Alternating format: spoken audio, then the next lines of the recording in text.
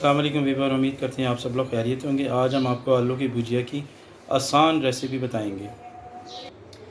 हस्बे ज़रूरत ऑयल, सौंफ और कुछ दाने कलौंजी के डालकर इसको ड्राई रोस्ट कर लें।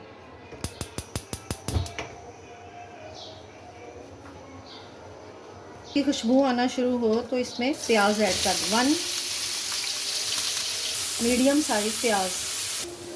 वो प्याज हल्का सा ब्राउन हो जाए तो इसमें 1 टेबलस्पून लहसुन अदरक डाल दें और 1 मिनट के लिए इसको भून लें। अब एक बड़ा टमाटर,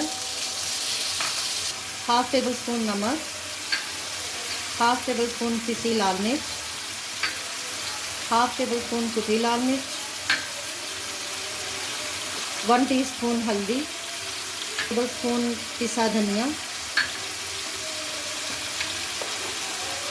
और 1 पिंच ज़ीरा। अच्छी तरह भूनने के बाद आलू ऐड कर दें।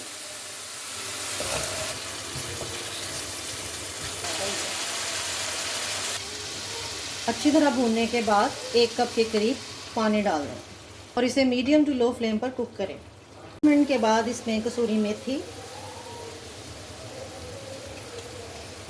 और भुना और पिसा हुआ ज़ीरा डाल दें